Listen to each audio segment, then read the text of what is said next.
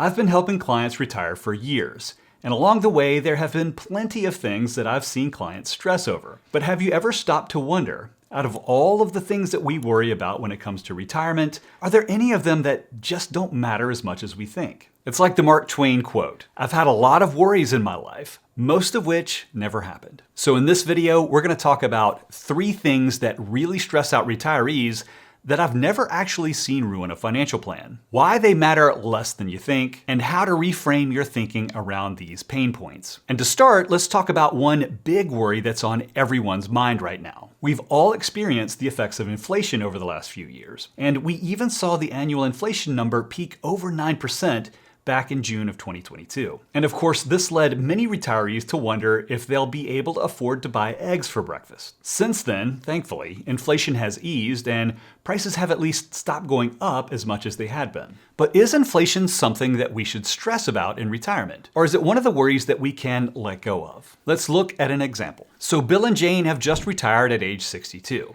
They have around $1 million saved and they're just starting their Social Security benefits, which total around $5,000 a month. Given that their after-tax living expenses are around $9,000 a month, including housing and healthcare, they start out with a 4.4% withdrawal rate.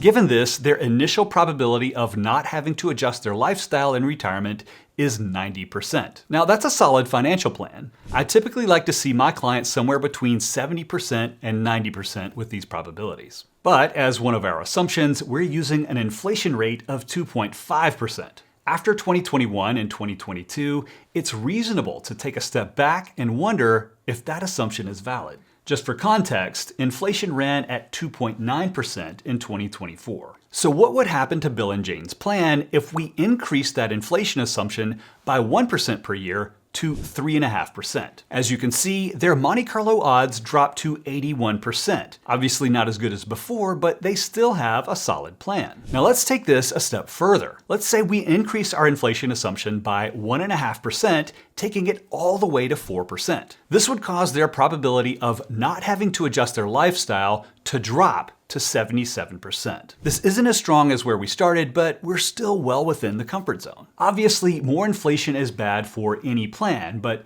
that doesn't tell the whole story. First off, too much inflation for too long would likely cause the economy to slow down and trigger a recession. In those kinds of scenarios, inflation drops, or you may even see deflation like we saw in 2009. So should we plan for inflation to be significantly greater than historical averages?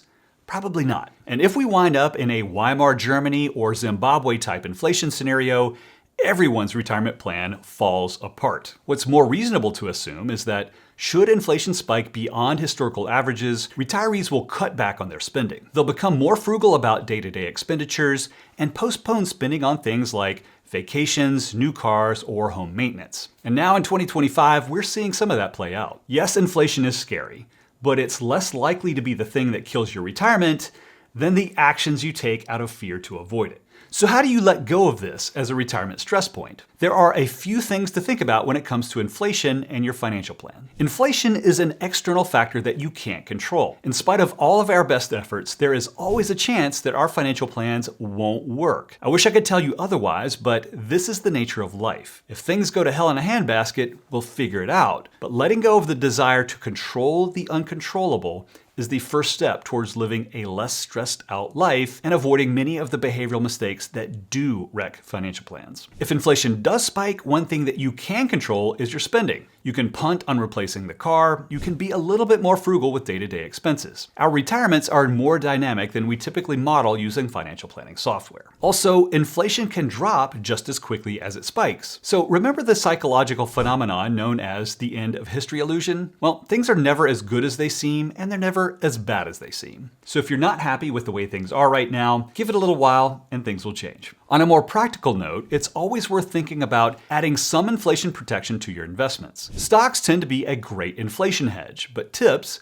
Treasury Inflation Protected Securities, are something to consider adding to your bond allocation. Finally, a spike in inflation will naturally lower your chances of not having to adjust your lifestyle in retirement, but it may not change as much as you'd expect. Now that we've hopefully put a more reasonable light on inflation, let's talk about the next retirement stressor that may not be as important as you think. As you know, I try not to talk about politics too much on this channel, but the one thing that I think that we can all agree on is no matter who gets elected to Congress, they're all going to spend too much. And you know what that means: higher taxes. So what happens if taxes start to go up in retirement? Well, let's revisit our friends Bill and Jane to find out. Given current tax law, their financial plan is pretty solid, with a 4.4% withdrawal rate and a 90% Monte Carlo probability of not having to adjust their lifestyle. But what happens if their tax expenses go up by 10%? Actually, it's not too bad. Their odds drop from 90% to 89%.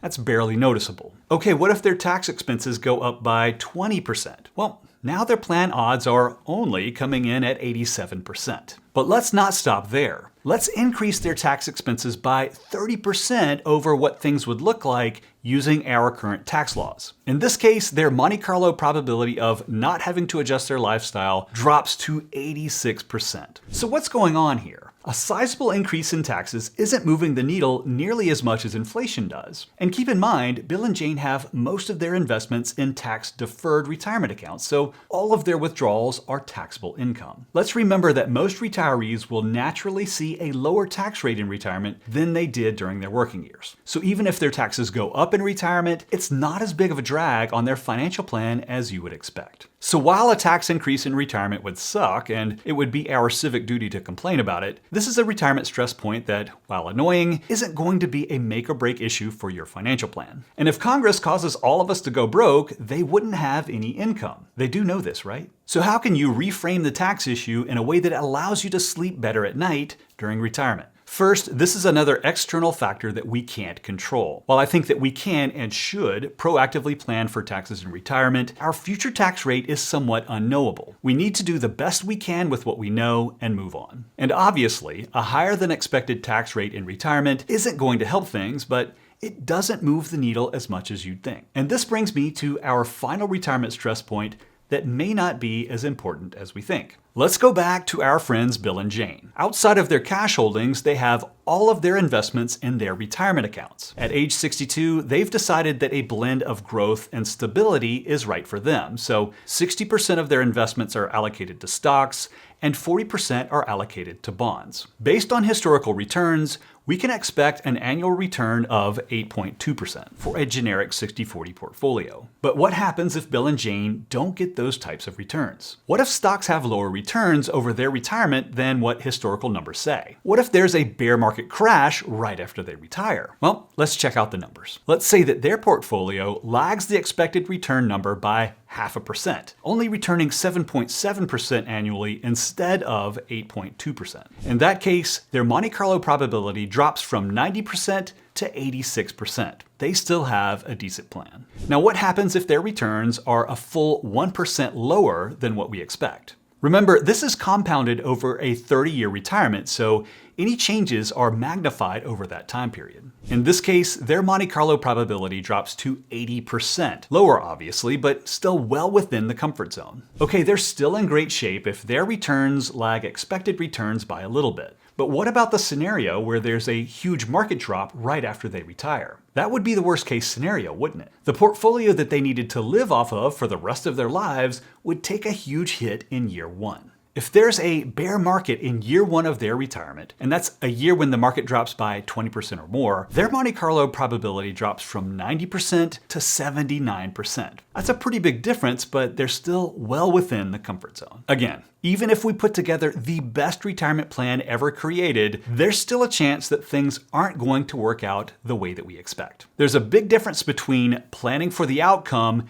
and controlling the outcome. So while lower investment returns can impact your financial plan in a material way, they may not impact it as much as you'd expect. Ironically, it's our actions to try to avoid those lower returns that will damage our retirement plans more than the lower returns themselves. Now, this is kind of a rough way to say it, but when it comes to our behavior around investing, an old advisor that I used to work for said, "It's easier to survive a paper cut than a gunshot wound."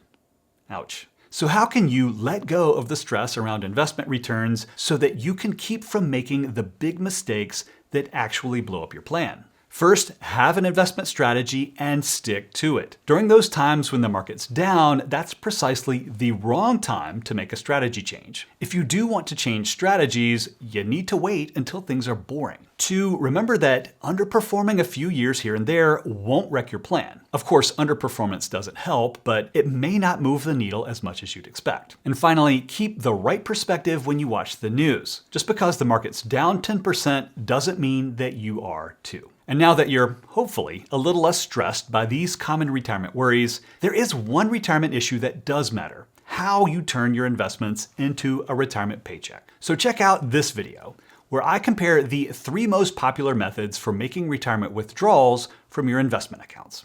I'll see you there.